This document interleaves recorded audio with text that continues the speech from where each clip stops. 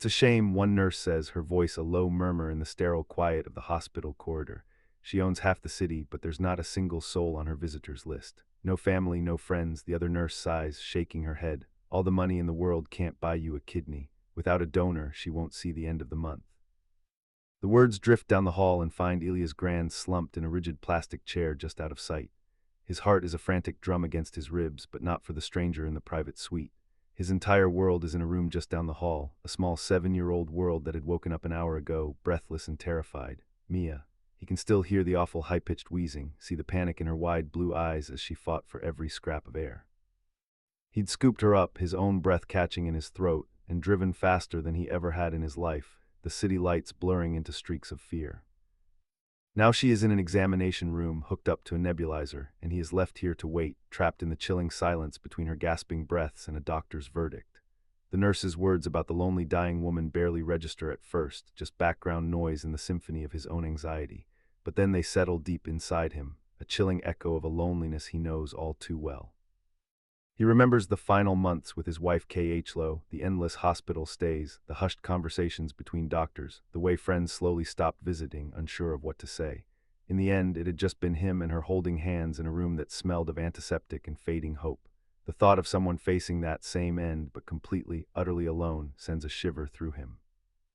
He pushes the thought away, focusing on the rhythmic beep of a machine somewhere down the hall. He is a janitor. He has just started a new job cleaning the gleaming, soulless headquarters of Kincaid Innovations, a global tech empire. It is a night shift, which means he can be home during the day for Mia. The pay is decent enough to keep their small apartment, to buy Mia's art supplies, and most importantly, to afford the expensive medications for her chronic asthma. His life is a carefully constructed fortress built to protect his daughter. There is no room for anything else, no room for strangers. A doctor appears, his face etched with professional calm. Mr. Grand. Elias shoots to his feet, his hands clenched. Is she okay? Her oxygen levels are stabilizing, the doctor says, offering a small, reassuring smile. The attack was severe, but the treatment is working. We'd like to keep her overnight for observation just to be safe. Relief washes over Elias so intensely his knees feel weak. He leans against the wall, nodding. Yes, of course, whatever she needs. You can see her in a few minutes. We're just getting her settled in a room. As the doctor walks away, Elias lets out a breath he didn't realize he'd been holding for the past hour. He sinks back into the chair, his body trembling. He is so focused on Mia that he doesn't notice the two nurses from before walk past him. They are pushing an empty gurney, their conversation now a little louder. Suite 7B, they say she built that company from the ground up after her parents died. A genius, but a ghost. No one ever sees her. Well, unless a miracle happens, no one will again. The words hit him differently this time, not as an echo, but as a direct strike. He looks down the long, polished corridor toward the private wing. Suite 7B, he pictures a vast empty room, a single figure lying in a bed surrounded by machines that only measure the slow march toward the inevitable. No hand to hold, no one to whisper words of comfort. The image is unbearable. He thinks of Mia, of how he would tear the world apart for her. What if she had no one? He doesn't know why he is doing it. It is an impulse, a pull from somewhere deep inside him that he can't explain or ignore. He stands up and walks toward the main nurse's station, his footsteps echoing in the quiet hall. A woman with kind eyes looks up from a computer screen. Can I help you? Elias clears his throat, his voice feeling rusty. I overheard something. The patient in Suite 7B, the one who needs a kidney. The nurse's expression softens with pity. Yes, it's a very sad situation. You said she doesn't have a donor. It wasn't a question. No family that we know of. Her blood type is rare. Finding a match on the national registry in time, it's unlikely.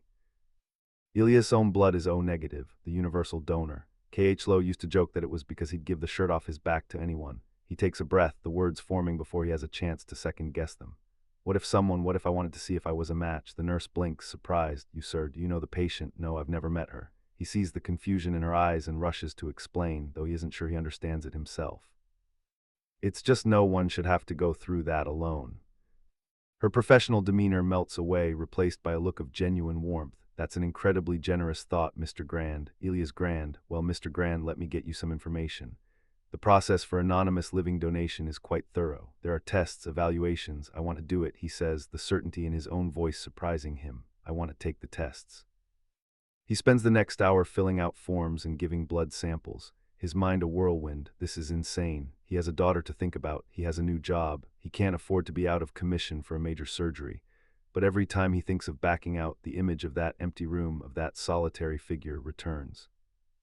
Later, sitting by Mia's bedside, he watches her sleep, her breathing finally even and peaceful, a small stuffed bear clutched in her arms.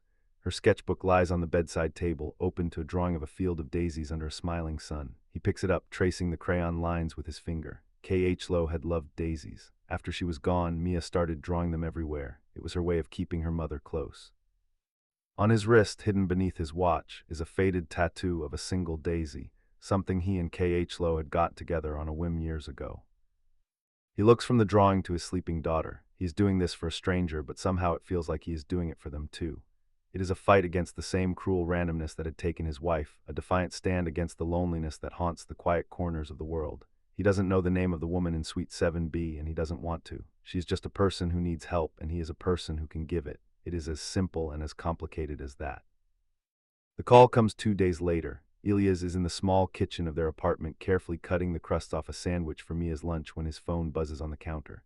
It is an unknown number, but he has a sinking certain feeling he knows who it is. He wipes his hands on a towel and answers. "Mr. Grand, this is Helen from the hospital's transplant coordination office." Her voice is calm and professional. "We have the results of your preliminary tests." Elias' knuckles go white as he grips the counter. He glances over at Mia, who is sitting at the table, humming to herself as she colors in her daisy sketchbook, and there is a slight pause. "You're a match, Mr. Grand, a perfect match, in fact, it's quite rare." The words seem to suck the air from the room. A perfect match. It is no longer a hypothetical act of kindness. It is real. It is a choice sitting right in front of him, heavy and undeniable. He thinks of the risks, the recovery time, the possibility of complications. He is all Mia has if something happens to him. "Mr. Grand, are you still there?" He swallows hard, his gaze fixed on his daughter. She looks up and gives him a bright, gap-toothed smile. That is his answer. "I'm here," he says, his voice steadier than he feels. "What's the next step?" Far above the city, in a corner suite on the 7th floor of that same hospital, Harper Kincaid stares out a panoramic window. The view is breathtaking, a sprawling tapestry of steel and glass that represents her world, her empire. She can see the gleaming spire of the Kincaid Innovations building, a monument to her success. From here, it looks like a toy. She feels like a prisoner tethered to an IV pole and a dialysis machine that hums a constant mocking rhythm of her own failure. Her doctor, a man with a tired face and patient eyes, enters the room holding a tablet. "Good morning, Harper. How are we feeling?" "Like I'm running a multi-billion-dollar company from a bedpan," she clips, not turning from the window. "Get to the point, David. Are you here to tell me my creatinine levels have reached a new exciting high?" Dr. Evans sighs. He's used to her sharp, defensive tongue. It is the armor she wears to hide her terror. "Actually, I'm here to tell you we may have some good news." Harper finally turns, her eyebrow arched in disbelief. "Good news? Don't tell me the cafeteria has added a new flavor of gelatin. I might not be able to contain my excitement. We've found a donor." The sarcasm vanishes from her face, replaced by a stark, naked shock. She stares at him, her lips slightly parted. "What did you say?" "A living donor came forward 2 days ago. We ran the tests. The cross-matching results just came in. Harper, it's a perfect match. I've never seen anything like it outside of identical twins." Harper sinks back against her pillows, her mind struggling to process the information. A donor out of nowhere, it doesn't make sense. Her entire life is a series of calculated transactions of assets and liabilities. A gift of this magnitude from a stranger does not compute. It has to be a mistake or a trap. "Who is it?" she demands, her voice sharp with suspicion. "What do they want? Money, a job, a seat on the board? Find out what their price is." Dr. Evans shakes his head slowly. "That's the thing, they don't want anything. The donation is completely anonymous and altruistic. They don't even know who you are. All they know is that someone in this room needed help." Harper stares at him, speechless. Anonymous, altruistic. The words feel foreign, like a language she'd never learned. For the first time in a very long time, she is confronted with a variable she cannot control, quantify, or comprehend, and it terrifies her more than the illness itself. The surgery is scheduled for the following Tuesday. Elias has to arrange everything with a quiet, methodical precision that belies the frantic state of his own mind. He asks their neighbor, a kind, elderly woman named Mrs. Gable, if she can watch Mia for 2 days. He tells her he is having a minor hernia repair, a lie that feels like a stone in his gut. The hardest part is requesting the time off. He stands before his supervisor, a burly man named S., in the basement-level facilities office of the Kincaid Innovations building. The irony is a bitter taste in his mouth. He is about to save the life of the woman who owns this entire skyscraper, and he has to stand here heart-pounding, hoping he won't lose his job over it. "I need to request a week off," Elias says, keeping his voice even. "Medical leave." S grunts, looking up from a stack of paperwork. "A week? You just started, Grand. Everything okay?" "It's a minor procedure. It was pre-scheduled, but the date got moved up. I have a doctor's note." He slides the generic document across the desk, the one Helen from the transplant office had provided. It mentions a planned surgical procedure but gives no details. S scans it, his eyes lingering for a moment before he shrugs. All right, a week, but I need you back on your feet by next Wednesday. No excuses, this place doesn't clean itself. I'll be here, Elias promises, relief making him feel lightheaded. That night he tucks Mia into bed, lingering longer than usual. He smooths her hair back from her forehead, memorizing the curve of her cheek, the soft flutter of her eyelashes against her skin. Why are you looking at me funny, Daddy? She murmurs, her eyes half closed. He smiles, his throat tight. I'm just looking at my favorite person in the whole world. I love you, she whispers, already drifting into sleep. I love you more, he says, his voice cracking. He leans down and kisses her forehead, a silent promise to come back to her, whole and safe. He walks out of her room and stands for a long time by the window in their small living room, looking out at the city lights. One of those lights is in a hospital in Suite 7B. A stranger is waiting, and he, a janitor who polishes the floors of her kingdom, is about to give her the gift of a sunrise she wasn't supposed to see. The morning of the surgery, the hospital is a world of pale blues and hushed efficiency. In a small standard room, Elias sits on the edge of the bed, a thin gown doing little to ward off the chill. A nurse with a warm smile and steady hands preps an IV line for his arm. You're doing a brave thing, Mr. Grand, she says softly, her voice a small anchor in his sea of nerves, a truly remarkable thing. Elias offers a weak smile, his eyes fixed on the daisy tattoo on his wrist. It is the only part of him that feels familiar in this sterile environment, just trying to help. His thoughts are miles away in Mrs. Gable's cozy apartment, where Mia is probably eating pancakes and watching cartoons, completely unaware of the chasm her father is about to cross. He had called her just an hour ago, his voice tight, telling her he loved her and that he'd see her very soon. Don't you worry, the nurse says, patting his hand. We'll take good care of you. 7 floors up in Suite 7B, the atmosphere is entirely different. A team of specialists moves around Harper Kincaid's bed with a focused intensity reserved for VIPs. She is sharp and impatient, barking questions about surgical timelines and recovery protocols. Her mind treats the life-altering procedure like a hostile corporate merger that has to be controlled. But underneath the armor of her commands, her hands tremble slightly as she smooths the blanket over her lap. She's about to let a part of a stranger into her body, a piece of a person she has never met who wants nothing from her. The concept is so alien, so deeply illogical that it feels like a violation. Who are they? A man, a woman? What kind of person just gives away a piece of themselves and walks away? The sheer irrational kindness of it is a puzzle her brilliant mind can't solve, and it is driving her mad. As they begin to wheel her bed out of the room, she closes her eyes. She isn't thinking about her company or her fortune. She is thinking about a faceless ghost in another room, and for the first time, she whispers a word she hadn't used in years, please. The dual surgeries take nearly 6 hours. In the intricate silent dance of the operating theater, one life is passed from a janitor to a billionaire, an anonymous gift delivered by scalpel and suture. Elias wakes to a deep, throbbing ache in his side. It is a raw, insistent pain that makes every breath a conscious effort. A blurry figure in scrubs swims into view. He blinks, his throat dry and scratchy. Mia, he croaks, the name a reflex. Is she? Your daughter is fine, Mr. Grand. The nurse's voice is gentle. Your neighbor called a little while ago. She's watching a movie and eating popcorn.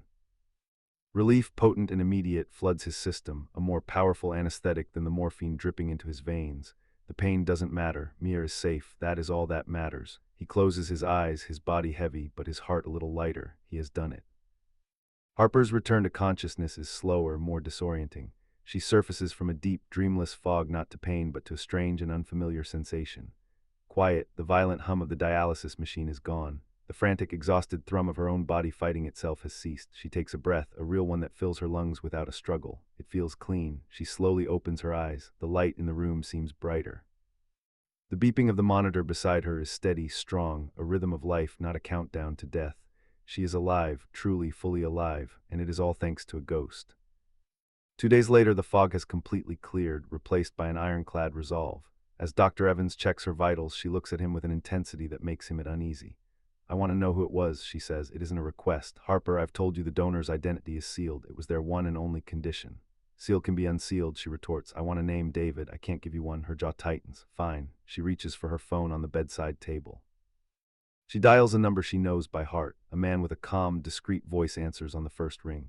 Fletcher, she says, her voice low and commanding, I have a job for you. I want you to find someone. There are no official records. They were a patient here discharged today or tomorrow. An anonymous kidney donor. Blood type O negative. I want to know everything. You understand? Perfectly, Miss Kincaid. The voice replies without hesitation. Consider it done. She hangs up, a sense of control finally returning. She will find them. She will drag her ghost out into the light and force this impossible situation to make sense. Meanwhile, 3 floors down, Elias is already on his feet, shuffling painfully down the hallway, ignoring a nurse's plea to get back in bed. He has one goal: go home. He has spoken to Mia on the phone. Her cheerful, innocent voice is a painful reminder of how much he hates being away from her. He can't stand another night in this place. He is discharged the next morning.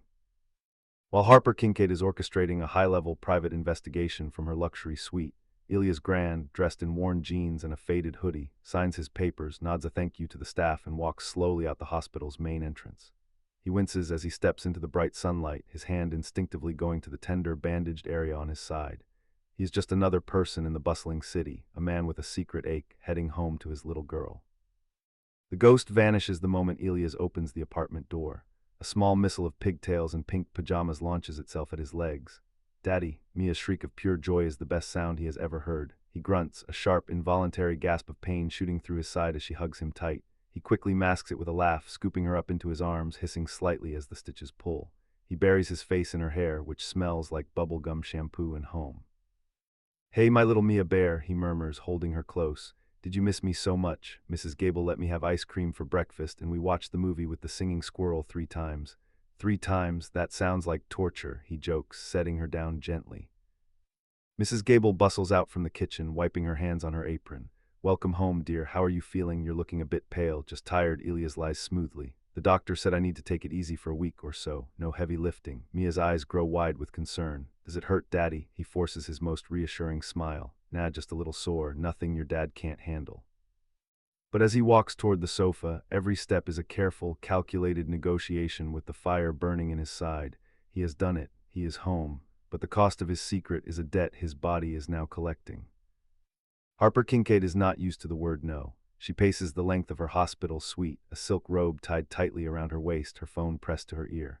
On the other end, Fletcher's calm, methodical voice is beginning to sound like a drill on a raw nerve. "The hospital's privacy protocols are airtight, Miss Kincaid," he is saying. "They've logged every inquiry. There's no official way to get the donor's name. I've reviewed the security footage from the past week. Dozens of people came and went from the donation wing without a face. It's a needle in a global haystack. I don't pay you for haystacks, Fletcher." Harper snaps. "I pay you for needles. What do you have?" "A blood type and a single anecdotal note from a pre-op nurse." She described the donor as a man, quiet, seemed to be in his 30s. He said he was doing it because no one should have to go through that alone.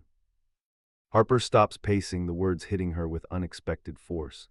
No one should have to go through that alone. It is a simple sentiment, but it hints at a depth of empathy she can't fathom. It isn't about money or power, it is about humanity. The thought is so foreign it makes her feel dizzy. "Find him, Fletcher," she says, her voice softer now but no less determined. "I don't care what it takes, find that man." A week after the surgery, Elias is back in his blue janitor's uniform, the starchy fabric chafing against the still tender incision. S has been true to his word. He expects Elias back on the floor, no excuses. The first few hours of his shift are a special kind of hell. Pushing the heavy cart of supplies feels like dragging a boulder. Bending down to empty a trash can send a jolt of agony up his side. He works through a haze of pain, his movements slow and deliberate, a grim smile fixed on his face for anyone who passes by. He can't afford to look weak. He can't afford to lose this job. Mia's face is a constant image in his mind, the only thing that keeps him moving. Harper is discharged 2 days after her call with Fletcher. She returns to her penthouse, a sprawling minimalist space with panoramic views of a city she no longer feels connected to. The silence is deafening. Before she had thrived in it, now it feels like a tomb. She can't sleep, she can't work. The ghost of her donor haunts every quiet moment. That night, an unfamiliar restlessness propels her out of her apartment. She has her driver take her to the Kincaid Innovations building. It is nearly midnight, the tower dark, save for the emergency lights and the scattered glow from the janitorial staff's lamps. She swipes her access card and walks through the silent marble lobby, her footsteps echoing in the cavernous space. She doesn't know what she is looking for, she just walks. She takes the elevator to the 40th floor, the executive level, and steps out into the long carpeted corridor. The air is still and cool.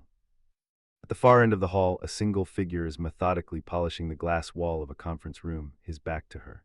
Elias is so focused on the circular motion of his cloth, on breathing through the persistent ache in his side, that he doesn't hear the elevator door slide open. It is only a flicker of movement in his peripheral vision that makes him pause. He glances at the reflection in the glass. A woman, tall and elegant, is walking slowly down the center of the hallway.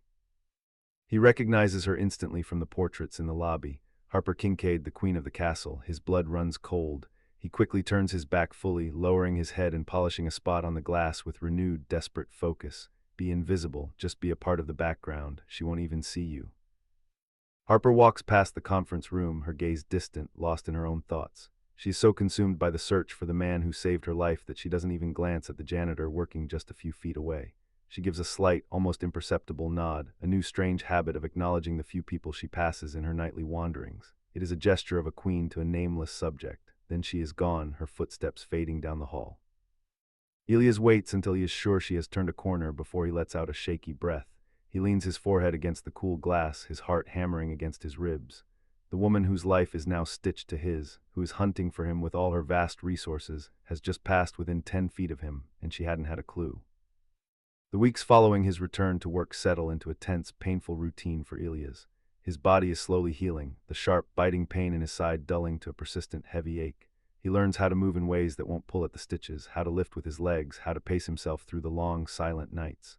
More than the physical pain, though, is the constant low-grade hum of anxiety. He sees Harper Kincaid 3 more times on her late-night patrols. She never speaks to him again after that first night, but her presence is a phantom that stalks the hallways, a reminder of the secret he carries. He keeps his head down, his movements efficient, melting into the shadows whenever she appears. He is a ghost in her kingdom, and that's exactly how he wants to stay. Harper's nightly walks become her new ritual. She explores the building floor by floor, a queen rediscovering her own territory. She sees the intricate ecosystem that thrives in the darkness, the IT crews running diagnostics in the server rooms, the security teams monitoring their screens with quiet focus, the janitors moving like a silent synchronized team, erasing the day's chaos and preparing the building for a new dawn. She had built this empire, but she had never truly seen it. She had only ever seen the view from the top. For the first time, she is seeing the foundation, and she feels a strange, unsettling flicker of respect. Search for the donor, however, is a source of constant mounting frustration. Fletcher meets her in her stark white office, his expression grim. "It's a complete brick wall, Miss Kincaid," he says, sliding a thin folder onto her desk. "It is mostly empty. I've run background checks on every O-negative male in the city who had a hospital visit in that 2-week window. Nothing. I've interviewed hospital staff off the record. They're loyal and they're scared of the legal repercussions. We can go public." A press release, a reward, appeal to the person directly. Harper stares out the window, her back to him. "No," she says firmly. She turns to face him, her eyes clear and certain. The kind of man who says no one should go through that alone and then walks away doesn't want a press conference, Fletcher. He doesn't want a reward. A man like that doesn't want a stage. He wants silence. Her understanding of the ghost is becoming clearer, even as the person himself remains a mystery. It is the most infuriating puzzle she has ever faced. A few nights later, Elias is working on the 38th floor, cleaning the executive lounge. He's wiping down a long granite countertop when he hears the soft chime of the elevator, his muscles tense. He glances up to see Harper step out, her expression thoughtful and distant. She is heading in his direction. There is nowhere for him to go. He grips his cleaning cloth, his knuckles white, and focuses on his work. She stops at a floor-to-ceiling window not far from where he is working, looking down at the river of headlights flowing through the city below. The silence stretches on for a long, heavy minute. "You keep this floor very clean," she says, her voice startling him. She hasn't turned to look at him, her gaze still fixed on the view. Elias swallows, his throat suddenly dry. "Thank you, Miss Kincaid. What's your name?" The question hits him like a physical blow. He freezes. A name makes him reel. "A name can be investigated." "Elias, ma'am." "Elias Grand." She nods slowly, still not looking at him. "Elias," she says the name softly, as if testing its weight. Just as he is about to move away to escape, his cleaning cart, which he had parked carelessly on a slight incline in the floor, begins to roll. He lunges for it, a sharp white-hot pain lancing through his side. He lets out a choked gasp, his hand flying to the spot beneath his uniform. The cart bumps gently against a leather sofa and stops. In the process, the flimsy latch on the cart's main supply door has popped open. Harper finally turns, her attention drawn by his sudden movement and the soft gasp of pain. Her eyes fall on him, hunched over slightly, his face pale under the fluorescent lights. Then her gaze drops to the open door of his cart. Taped to the inside, illuminated by the hallway light, is a child's drawing. It is rendered in bright waxy crayon on a piece of construction paper carefully laminated with packing tape. It is a picture of a ridiculously cheerful sun smiling down on a field of white daisies. It is the most vibrant human thing in the entire sterile corporate hallway. Elias sees where she is looking. Mortified, he quickly shuts the door, the latch clicking loudly in the silence. "Sorry, ma'am, the wheels stick sometimes." Harper doesn't say anything. She just stares at the spot where the drawing had been, her expression unreadable. For For the first time, she isn't looking at a janitor, a uniform, a functionary. She's looking at a man who clearly has a child, a man who winces in pain and carries a piece of his heart taped to the inside of a cleaning cart. He mumbles an apology and pushes his cart away, his heart pounding a terrified rhythm against his ribs. Harper stands by the window for a long time after he is gone. The image of the crayon daisies is burned into her mind. It is a glimpse into a life, a world so completely removed from her own. It is nothing, a janitor's kid's drawing, it means nothing. But later that night, as she sits in the silent darkness of her penthouse, her phone vibrates. It is Fletcher. "I'm sorry to call so late," he says, his voice tired. "It's probably nothing, Miss Kincaid. It feels like a dead end, but I finally got a source at the hospital to talk. A nurse from the pre-op wing," and Harper says, her voice flat, and she remembered one tiny detail about the donor. He was filling out the final consent forms, and he was nervous. She said he was doodling on the corner of the page while he waited for the doctor, just a little scribble to keep his hands busy. Harper closes her eyes, a strange sense of dread and anticipation coiling in her stomach. What did he draw? Fletcher, a flower. She said it was a simple, childish-looking drawing, a daisy.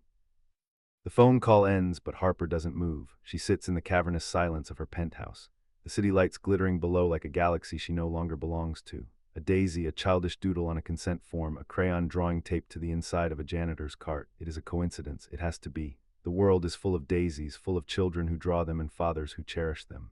It is a ridiculous, impossible leap of logic. Her ghost, her selfless, extraordinary savior, couldn't be the quiet man who polishes the floors.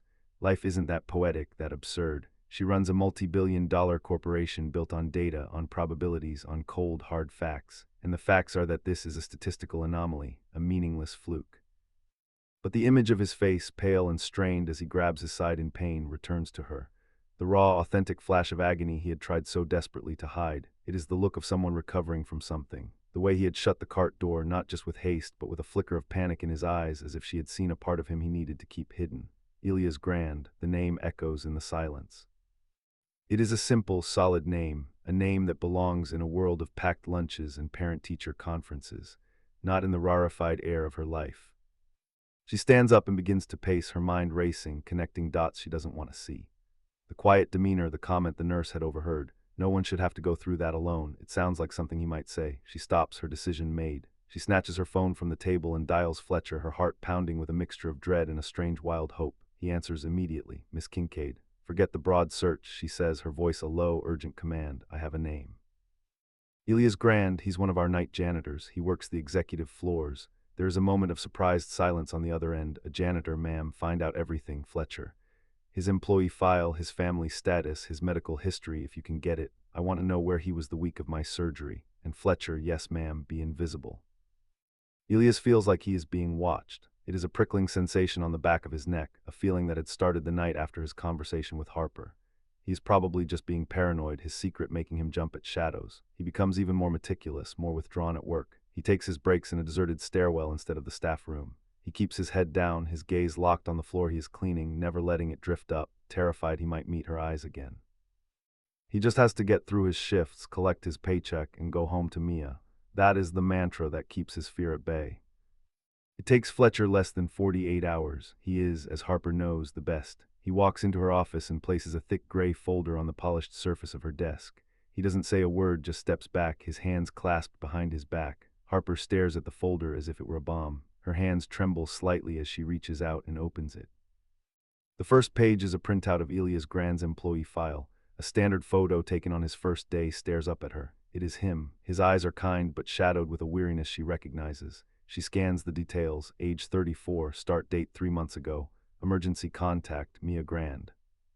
She turns the page. It is a short biography Fletcher has compiled from public records.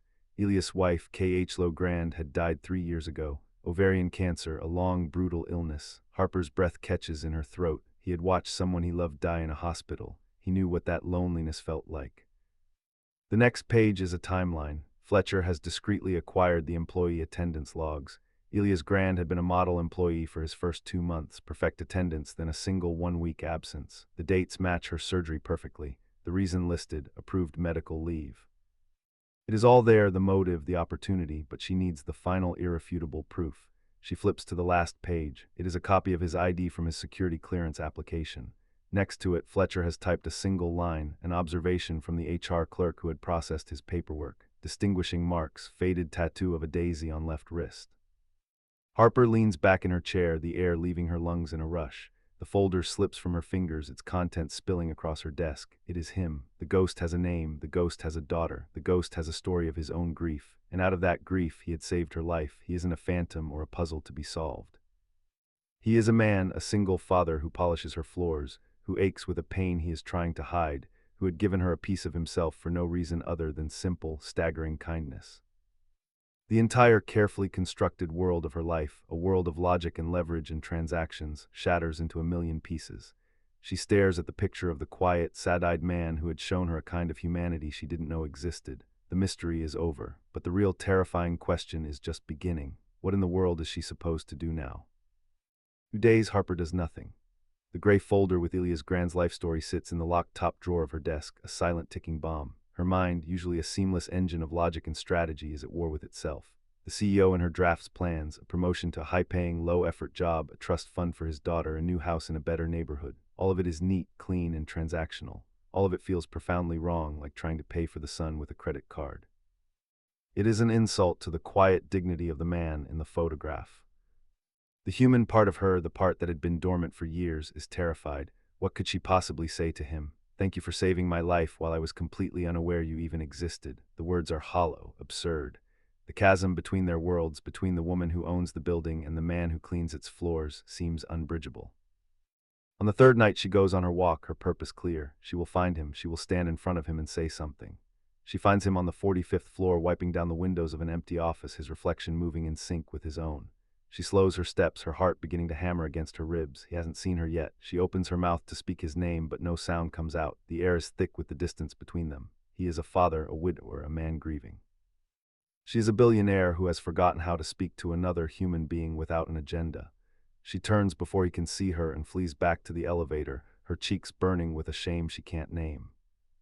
Back in her office, defeated, she pulls the folder from her drawer. She needs a new strategy. Her eyes scan the pages again, past the details of his wife's death, past the timeline of his employment.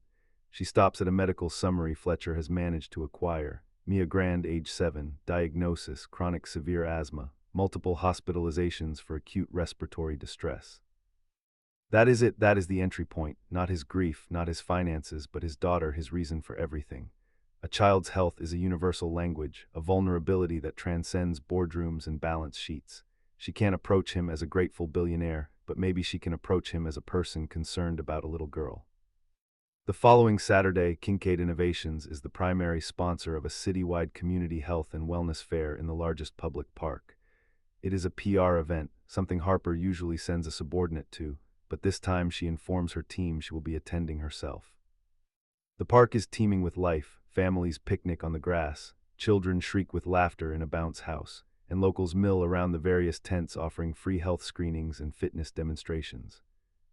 Ilyas is there with Mia. It is his first real day off since the surgery, where he feels strong enough to do something special with her. She is ecstatic, her face painted like a butterfly, a half-eaten cone of cotton candy clutched in her sticky hand. For a few hours, Ilyas forgets about the ache in his side and the secret in his heart. He is just a dad watching his daughter be a kid. They are sitting on a bench near the duck pond when it happens. Mia starts coughing, a dry, tight little bark that Ilyas knows all too well. Her laughter turns into a wheeze, her eyes growing wide with a familiar panic. Okay, sweetie, easy breaths, Ilyas says, his own heart starting to race. He pulls her onto his lap, reaching into his backpack for her emergency inhaler. Just like we practiced, in and out, nice and slow, but the wheezing grows louder, more strained. A small crowd of people nearby begins to look over with concern. Ilyas' hands start to shake as he tries to administer the inhaler. Is your daughter all right? A calm, low voice asks from beside him. Ilyas looks up, startled, and his blood runs cold. It is Harper Kincaid. She's dressed down in tailored slacks and a simple blouse, but she is unmistakable. She isn't looking at him like a CEO. Her eyes, filled with a focus that is both intense and genuinely concerned, are on Mia. She has asthma, Ilyas stammers, his mind reeling. It's an attack. I can see that, Harper says, kneeling down so she is at eye level with Mia. Hello there, my name is Harper. She doesn't try to touch Mia, just keeps her voice soft and even. I know how terrifying asthma can be when you can't catch your breath. Just try to listen to your daddy. Ilyas stares at her. I know how terrifying asthma can be. How could she possibly know that? As Mia, soothed by the calm new voice, finally manages to take a proper dose from the inhaler, her ragged wheezing begins to soften. Harper stands up. There's a paramedic tent by the main stage. They can give her oxygen if you think she needs it. I think she's going to be okay, Elias says, relief washing over him as Mia's breathing evens out. He looks at Harper, bewildered. Thank you, of course, she says. She gives a small, almost hesitant smile. It is the first time he has ever seen her smile. It changes her entire face. She's a beautiful little girl. Is that a daisy on her shirt? Elias looks down. Mia is wearing her favorite t-shirt, the one with a big cartoonish daisy on the front. He nods numbly. It's her favorite flower. I can see why, Harper says softly, her eyes meeting his for a brief charged moment. Then, as quickly as she had appeared, she gives a final nod. I hope she feels better. She turns and walks away, melting back into the crowd. Elias sits on the bench, holding his daughter, his mind a complete blank. Harper Kincaid, the untouchable billionaire, has just knelt in the grass to help his daughter through an asthma attack. Nothing makes sense anymore. The encounter in the park leaves Elias deeply unsettled. He replays it in his mind a dozen times as he goes about his shift that night. The memory is a strange, warm spot in the cold, sterile environment of the corporate tower. Harper Kincaid, a woman he had mentally filed away as a remote, untouchable figure of immense power, had knelt on the grass for his daughter. She had spoken with a kindness that felt completely at odds with the ruthless reputation that preceded her. He doesn't know what to make of it. It is a glitch in the matrix of his carefully ordered world, a puzzle he can't solve, so he does what he always does. He puts his head down and focuses on his work. For Harper, the encounter is a victory. She has crossed the chasm. She has spoken to him not as a CEO to a janitor, but as one human to another. The memory of Mia's small hand in his, of his gentle, calming voice, solidifies her resolve. A check, a promotion, those are insults. What this man deserves is security, respect, and a life free from the constant worry she sees etched around his eyes. But how to give him that without revealing her hand, without making him feel like a charity case? The answer, ironically, is provided by her newest corporate rival. His name is Beckett Rowe, an ambitious executive vice president with cold eyes and a predatory smile. He sees Harper's recent, more hands-on approach and her apparent lack of focus on quarterly projections as a weakness. In a board meeting, he presents a new efficiency and optimization proposal. It is a sleek, data-driven plan to cut departmental budgets across the board, with the largest cuts aimed squarely at non-essential departments like facilities management. It would save the company $7 million a year, Beckett concludes, his gaze sweeping the room, a necessary trim of the fat. Harper looks at the numbers on the screen. She sees past the corporate jargon. Trimming the fat means laying off dozens of people. People like Elias, the quiet, invisible army that keeps her kingdom running. Before her surgery, she might have approved it. But now all she can see is Elias' face, his worry for his daughter. The proposal is rejected, Beckett, she says, her voice cutting through the room with an authority that leaves no room for argument. We are not balancing our books on the backs of our most loyal employees. The stunned silence that follows is immensely satisfying, but the incident gives her an idea, a legitimate corporate reason to draw Elias into her orbit. The next day, an official memo goes out. The CEO will be holding a series of focus groups with employees from various departments to better understand their roles and challenges. The night shift janitorial staff is scheduled for the following evening. Attendance is mandatory. When Elias sees the memo, a familiar dread washes over him. He will be in a room with her again, not by chance in a park, but in a formal meeting. He spends the entire day on edge. The focus group is held in a gleaming conference room on the 50th floor. Elias and a dozen other janitors sit awkwardly around a massive oak table, looking out of place in their work uniforms. Harper enters, flanked by Beckett Rowe, who looks furious at being forced to attend. Harper is all business, her tone crisp and professional. She asks questions about their equipment, their schedules, the challenges they face. Then her eyes land on Elias. Mr. Grand, she says, and he feels every other person at the table turn to look at him. You've been with us for a few months now. From your perspective, what is the one thing we could do to make your job more effective?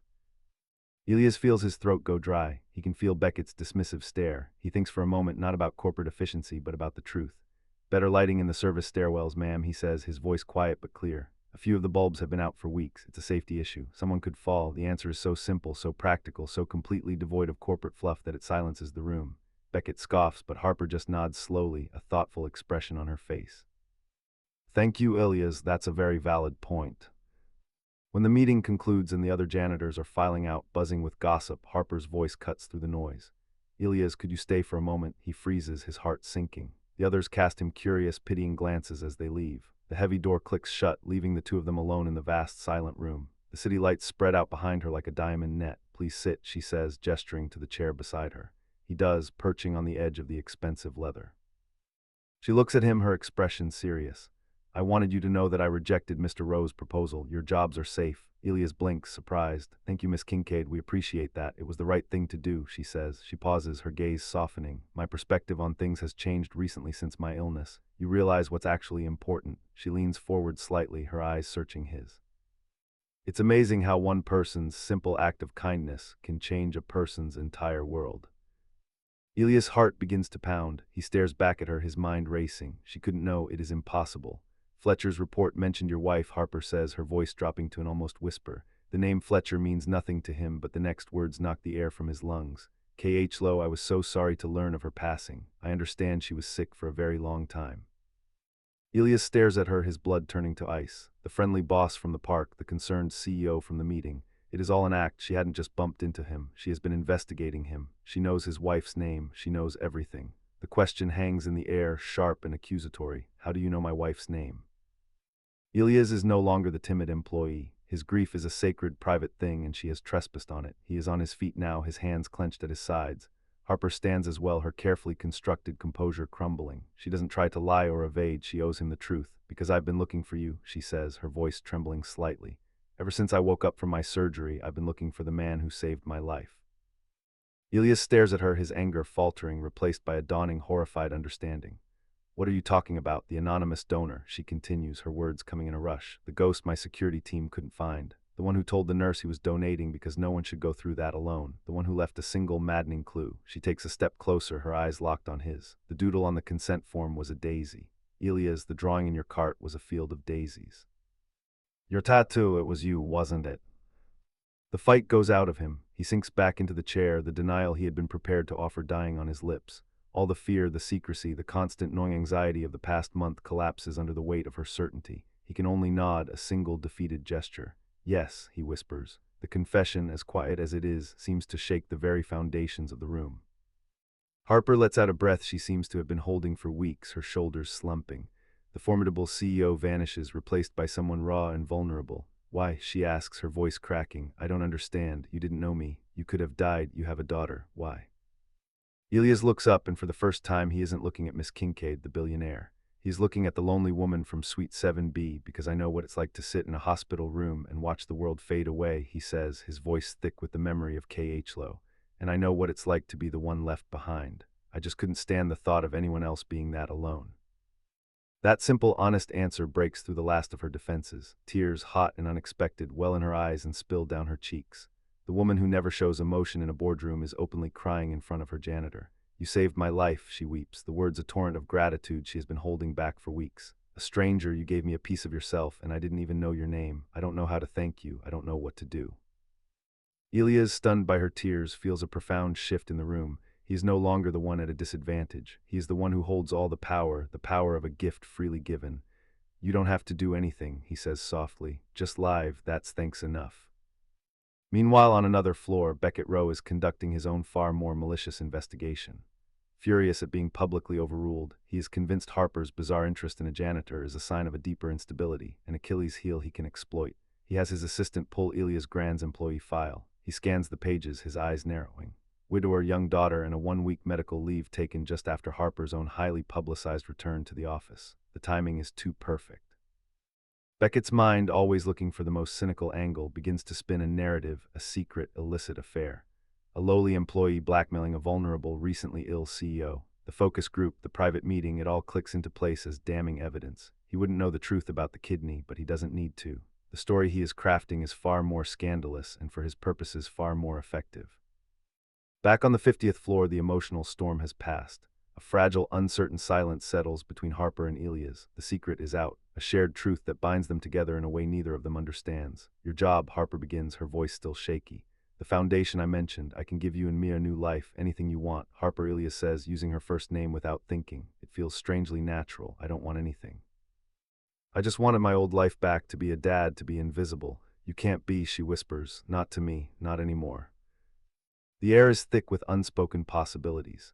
As they stand there navigating the first moments of this new terrifying reality, Harper's desktop computer chimes with an incoming email notification. She glances at the screen, her brow furrowing. It is a calendar alert flagged as urgent. Emergency meeting of the board of directors convened by Beckett Rowe. The subject line is a declaration of war, a formal review of CEO Harper Kincaid's leadership, recent conduct, and fitness to serve.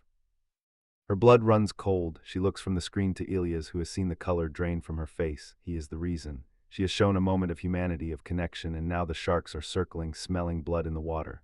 What is it? He asks, seeing the look on her face. She turns the monitor toward him. He reads the words, his own face hardening. The battle for Harper's life is over, but the battle for her company and for both of their futures is just about to begin. A cold, hard fury rises in Harper, eclipsing her fear. For years, she has fought and won battles in this boardroom. She has dismantled rivals, negotiated impossible deals, and built an empire through sheer force of will. She will not be brought down by a lie, not now, not when she has just been given a second chance at life.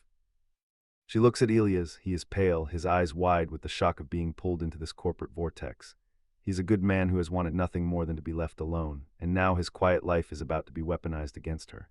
He's going to twist it, she says, her voice a low, dangerous hum. He'll paint a picture of an affair, of blackmail. He'll call me unstable, and he'll use you, your medical leave, our conversations, as his proof. Elias looks from the email to her face, a new resolve hardening his features. The fear is still there, but it is being replaced by a quiet indignation. He's wrong, he says simply. I know, Harper replies, but in that room the truth is whatever the board decides it is, unless we give them a better one. A plan begins to form in her mind, a high-stakes gamble that would either save them both or lead to their mutual destruction. He thinks you're my weakness, Elias, but he's wrong, you're my trump card.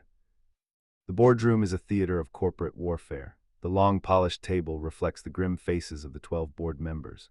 Beckett Rowe stands at its head, a master puppeteer delivering a flawless performance.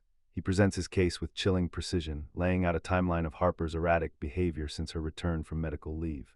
He speaks of her canceled meetings, her aimless nightly wanderings, and her unhealthy fixation on a low-level employee.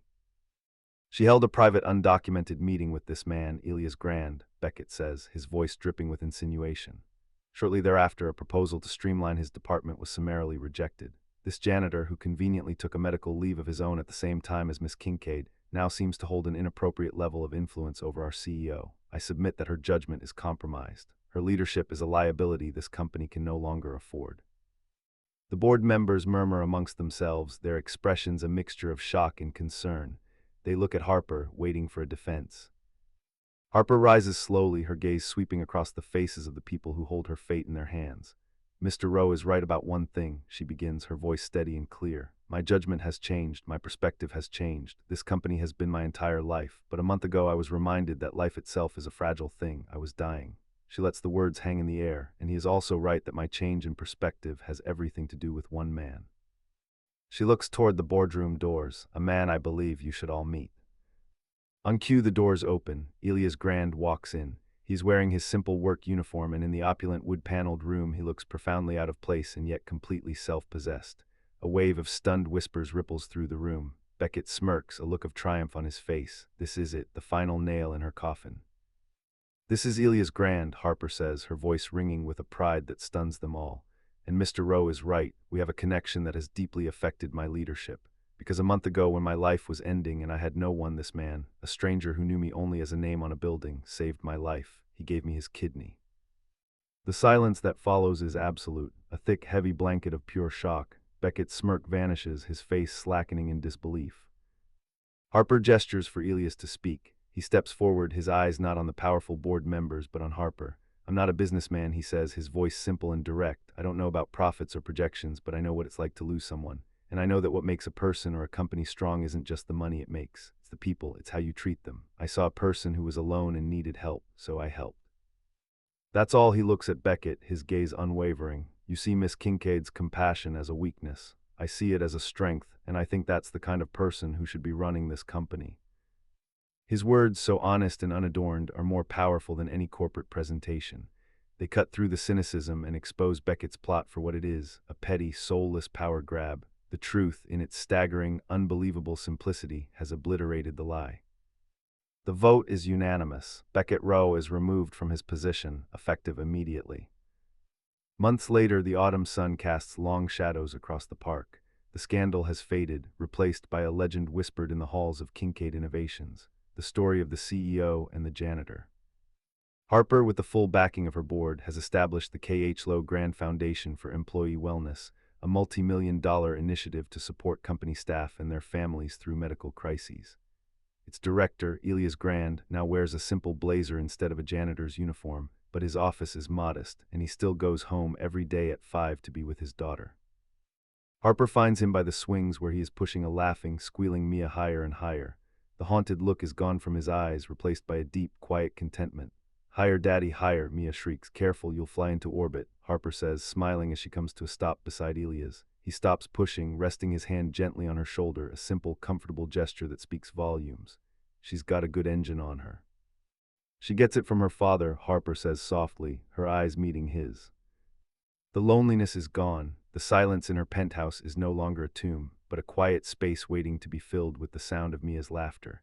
The invisible man is now the most visible person in her life. Together, they watch the little girl in the daisy t-shirt soar towards the sky. Two people from different worlds, bound by a single selfless act that had saved them both. They had found something far more valuable than a company or a fortune. They had found a family. Thank you for letting me share that story with you. I'm always curious. After the silence settles, what's the one thought or feeling that's staying with you? There's no right or wrong answer, of course. I just find that sharing those little echoes is what makes these stories truly come alive. Feel free to leave your thought in the comments below. And if you'd like to explore more worlds like this one together, make sure you're subscribed with the notification bell turned on. There are so many more journeys to take. For now, thank you for your time and your imagination. It means the world. I'll see you in the next chapter.